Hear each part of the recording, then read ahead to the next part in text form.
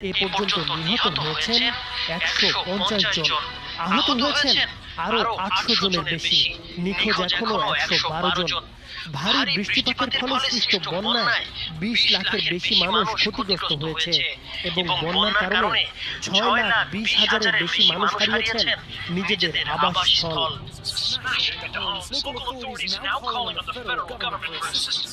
আফগানিস্তানের উত্তরাঞ্চলে আকস্মিক বন্যায় মৃতের সংখ্যা ৩০০ ছাড়িয়ে গেছে, বিধ্বস্ত হয়েছে ১,০০০-এর বেশি বাড়িঘর।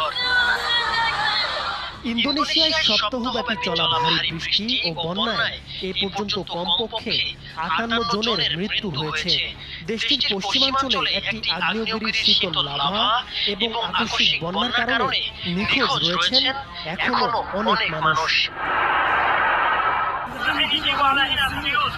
বৃষ্টিতে নাকাল মধ্যপ্রাচ্যের দেশ সৌদি আরব